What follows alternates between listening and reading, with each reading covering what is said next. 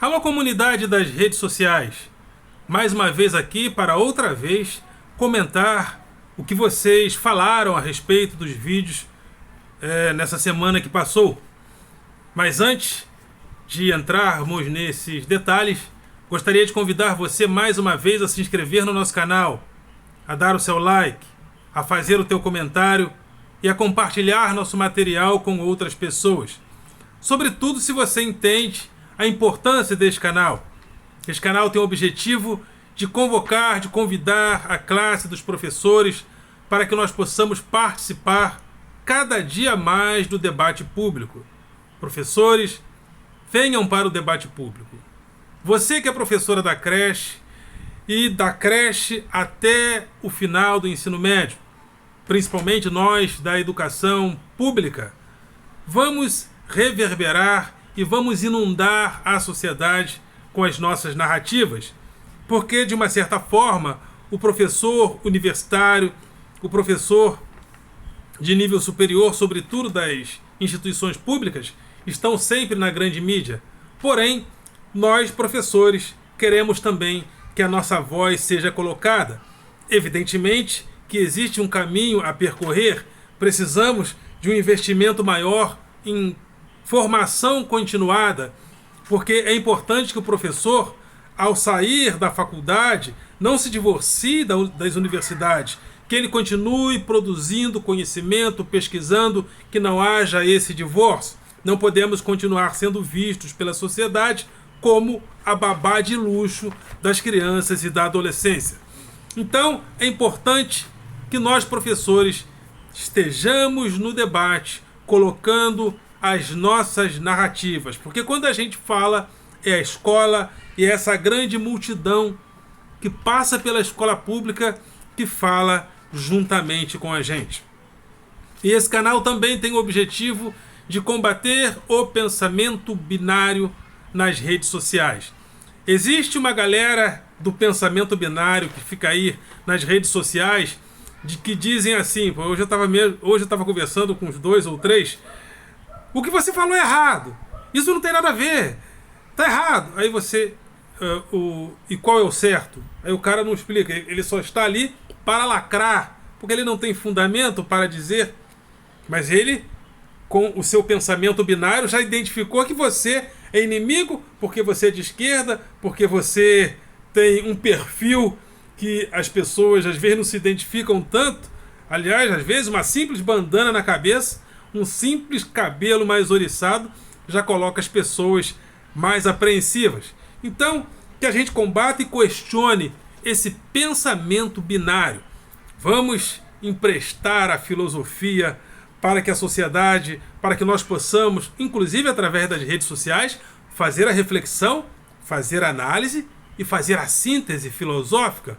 Reflexão é quando o pensamento retorna a si mesmo para refazer a pergunta. Vem de reflexo. Quando a luz bate num campo luminoso, ela retorna a si. A análise é dividir a realidade em partes para melhor compreendê-la, para que a gente possa, depois de analisar, depois de fazer a reflexão, fazer a conclusão, fazer a síntese da melhor maneira possível, realizando assim a crítica, a capacidade de avaliar, julgar e concluir corretamente. Evidentemente que a conclusão correta e exata das coisas é sempre um desafio, é sempre para lá que nós caminhamos até de maneira utópica, mas é importante que haja um mínimo de coerência. Então não é coerente você chegar, você está errado, mas qual é o certo? Não sei. Ou seja, não respondem, né? Não dizem nunca que não sabem. E também tem o meu grupo de Facebook, Filosofia com Eldon Rosa Masson, e o meu blog através do endereço rosamasson.blogspot.com. Rosa Masson sempre com 2 S's e tudo junto. Então vamos às participações dessa última semana. No meu vídeo da semana passada, que eu falei da participação dos espectadores, a Meire Castro disse: ótimo conteúdo. Muito obrigado, Meire, pela consideração, pelo carinho. Continue aí apoiando nossos vídeos, compartilhando. Muito obrigado pelo seu carinho. O Valmir Campos Leite disse: Deus é o Senhor dos exércitos. Deus é que permite acontecer, pois Ele está no controle de tudo, né? Quando alguém fala alguma coisa a favor da sua crença, a única coisa que eu faço é assim, amém. Ou seja, mas se uma pessoa chegar aqui e disser, eu sou do candomblé e graças aos Exus, eu falo, amém, é também a tua opinião. Então, da mesma maneira como eu trato a religião A, eu trato também a religião B, porque eu acho que não deve haver prerrogativas políticas em relação a nenhuma crença religiosa. Mas, muito obrigado, Valmir Leite. Então você disse aqui que Deus é o Senhor dos exércitos e muito obrigado pela sua participação. O Rafael Soares disse, muito bom. Vou fechar essa janela aqui porque tem um cachorro me atrapalhando um pouquinho aqui. Então, o Rafael Soares disse, muito bom, né? E eu digo muito obrigado, Rafael Soares, pelo seu carinho, pela sua participação. Teve um aqui que ele assina Saber por Saber, né? É a assinatura que ele coloca aqui. Ele coloca parabéns pelos seus vídeos. E eu, mais uma vez, agradeço a mais uma pessoa que demonstra carinho pelo canal, pelas nossas colocações. Então, Saber por Saber é um bom nome, né? Saber por Saber. Aliás, a filosofia tem essa proposta de colocar o conhecimento pelo conhecimento como importante. Não apenas o conhecimento como utilidade, como conhecimento para ganhar dinheiro. É um dos desafios da filosofia, colocar a importância do conhecimento no próprio conhecimento. Então, muito obrigado, Saber por Saber, pelo seu carinho, pela sua participação. O Valmir Campos, ele voltou, Valmir Campos Leite, ele disse, pregar o que está escrito na Bíblia Sagrada é preconceito? Com certeza não. Agora, achar que a Bíblia Sagrada tem que ter prerrogativas políticas no Estado brasileiro em detrimento das outras crenças, isso aí não é legal. Inclusive, a nossa Constituição, os nossos estatutos internos dos estados e dos municípios não prevê essa prerrogativa do Deus dos cristãos sobre os deuses das outras religiões. Então, mas continue pregando o que você entende sobre a Bíblia, que aliás existem trocentas igrejas e cada uma tem uma colocação a respeito da Bíblia. Nem nisso as igrejas são unanimidade. Umas pregam Jesus assim, outras pregam Jesus assado. Mas fique à vontade e seja feliz com o Deus da tua Bíblia.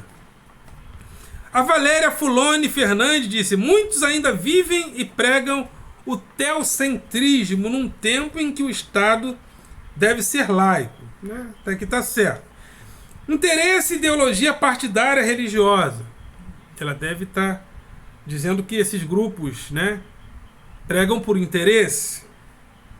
Você não fala de crença individual e religiosa, que é direito. Pô, isso aí é uma coisa que eu falo sempre, Acho que eu estou entendendo. A crença individual e religiosa é só o que eu falo, Os meus vídeos sobre crença, eu tenho falado sobre isso. Do direito individual das pessoas cultuarem os seus deuses. Então o Estado brasileiro não deve ser evangélico exatamente porque o Estado brasileiro deve abrir o campo da liberdade para que cada setor da religiosidade possa se manifestar de forma livre e individual. Pelo menos é isso que eu falo, Esse povo não faz uso do racionalismo, Não entendi muito bem, mas em parte eu acho que eu entendi o que a Valéria Fulone falou. O Valmir Campos voltou, acho que é ele mesmo, O Valmir Campos, que é o Valmir Campos Leite. Pregar o evangelho da salvação eterna é intolerância religiosa? De forma alguma, não. Agora, um evangélico jogar pedra adoradora do candomblé, como aconteceu no Rio de Janeiro, isso é intolerância religiosa. O traficante evangélico, que tem muitos traficantes que se dizem evangélicos, que se dizem cristãos no Rio de Janeiro, entrar num terreiro, quebrar os santos e filmar, isso é intolerância religiosa. Entrar, pichar o muro de um indivíduo, ainda que ele seja satanista, isso é intolerância religiosa. Agora, pregar o evangelho, problema nenhum, né? Continue pregando o teu evangelho. Agora, intolerância religiosa é também ser intolerante com pessoas de outras religiões, né? Aí ele ainda pergunta isso: pregar o evangelho da salvação eterna é racismo? Não, né? Desde que você não diga essas bobagens de que o africano sofre porque eles são descendentes de cão, então tem mais é que sofrer porque são descendentes do filho que o Noé amaldiçoou. E os europeus são da descendência dos semitas e por isso devem prosperar. E que os judeus são o povo da bênção porque são descendentes de Sem. Então fazer essa separação racista para justificar o sofrimento de um continente, isso é racismo. Agora, pregar o que você chama de evangelho, até porque eu preciso conversar com você para saber se o que você pensa é evangelho. Tem isso também, porque eu não te conheço pessoalmente para saber. Agora, pregar o que você chama de evangelho, só por isso não é racismo. Desde que o conteúdo da pregação não tenha racismo, evidentemente. E agora, um outro vídeo meu chamado Direito à Histeria, né? Teve uma pessoa, esqueci de colocar o nome da pessoa, isso não é bom. Ele disse assim: que viagem hoje nessa live em Rosa Maçom.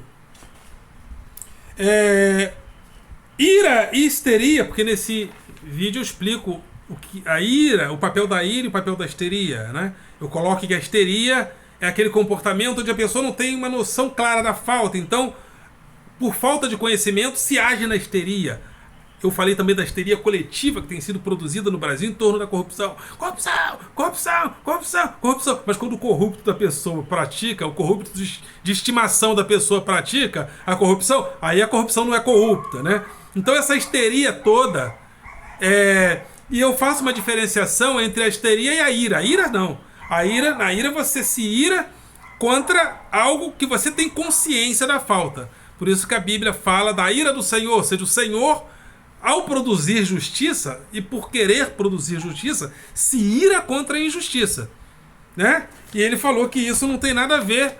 Agora, você deveria explicar, né? Perdeu tempo desenvolvendo achismo contra o governo federal. Procura somente a filosofia. Bom, eu falei de ira, eu falei da histeria, e isso é um tema da psicanálise.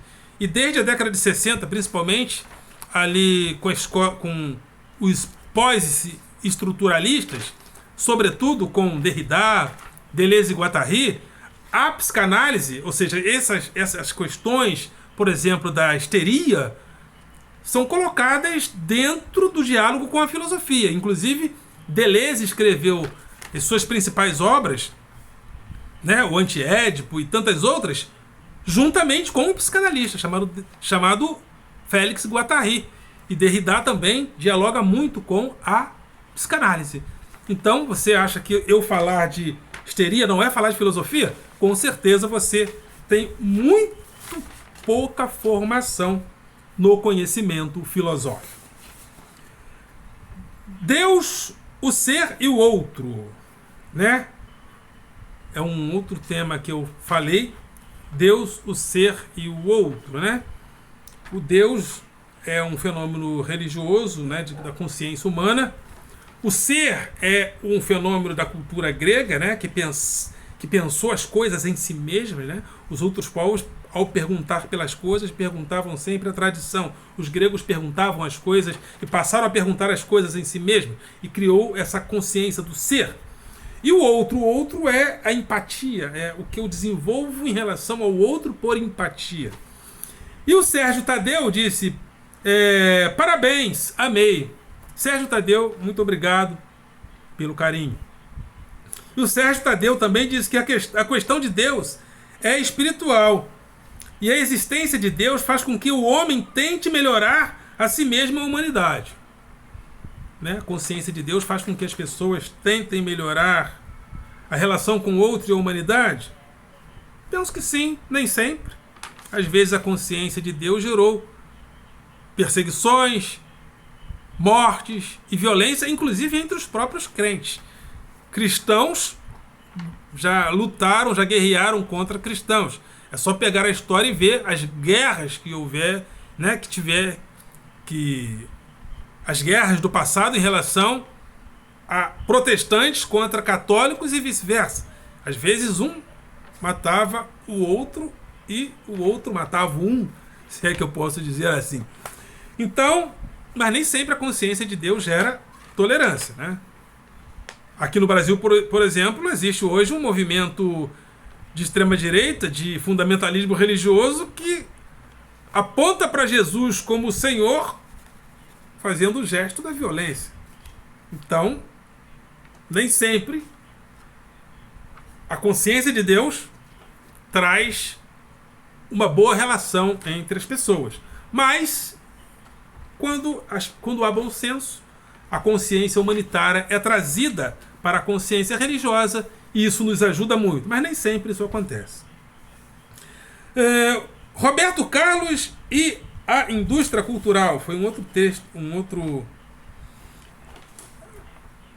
Deus e o outro, né? Eu também falei sobre Sartre, Levinas e a liberdade. Sartre, Levinas e a liberdade são dois filósofos importantes.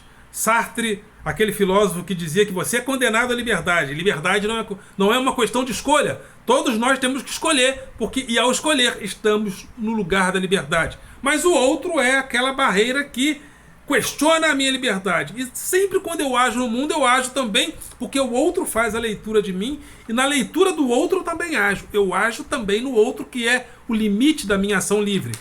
Mas Levinas entendia que o outro é possibilidade de expansão, de eternização das minhas ações, porque o outro é eterno, porque ele é indecifrável.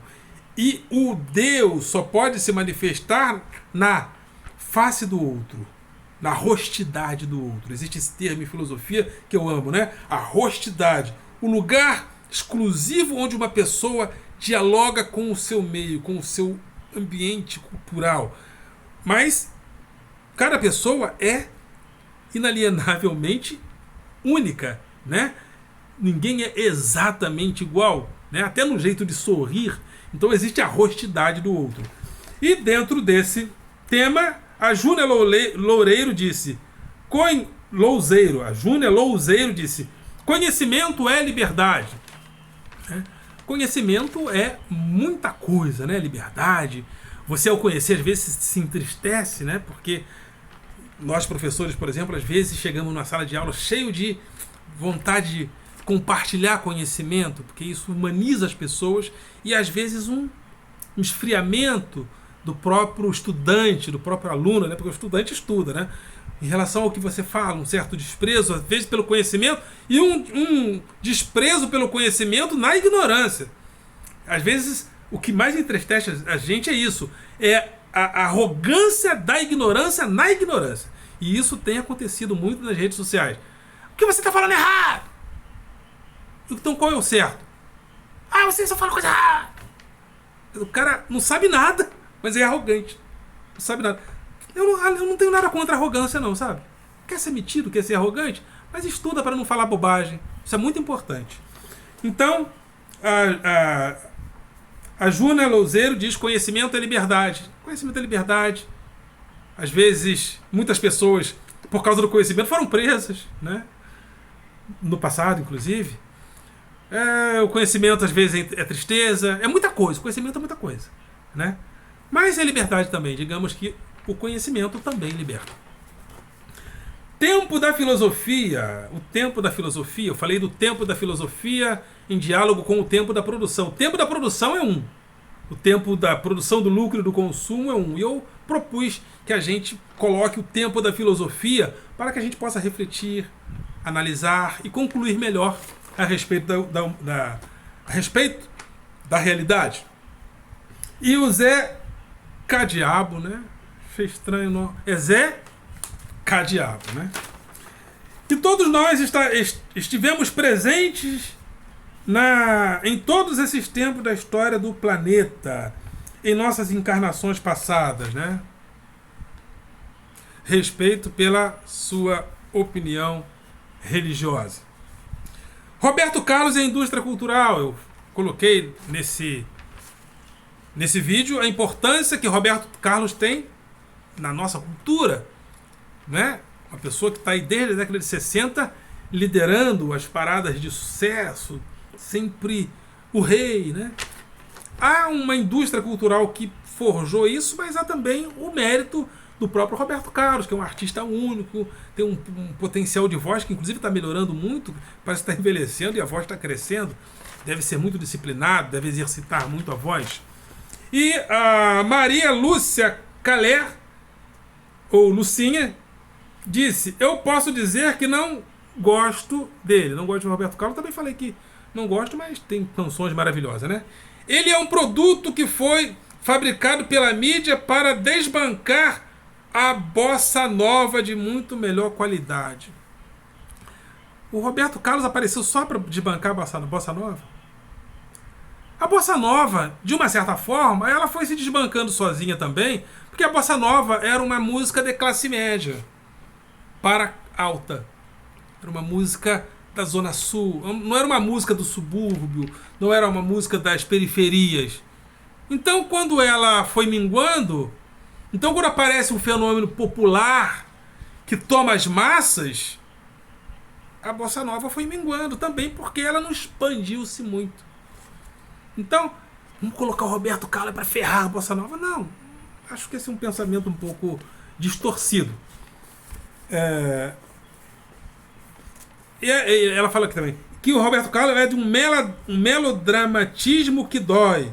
A melhor música dele é Jesus Cristo, Eu Estou Aqui, né? Porque ela diz que essa música não deve ser só dele, porque ele não tem cabeça para fazer uma música dessa. Eu acho a letra dessa música muito facinha, né? Jesus Cristo, eu estou. Agora, Roberto Carlos tem canções bastante boas, né? Bastante boas. Eu às vezes acho que às vezes a pessoa não fez sucesso na vida, então fica nas redes sociais lacrando quem é sucesso. Eu acho que Roberto Carlos está tanto tempo aí porque é bobo. Não, o cara tem talento, né? Eu não gosto, mas é um talento, é uma marca muito bem trabalhada pela indústria cultural. Eu não gosto, mas eu acho importante a gente reconhecer méritos nas pessoas. Então, essas foram as participações dessa semana, e na próxima semana a gente retorna com a participação de vocês. Ok, galera? Vocês são do coração.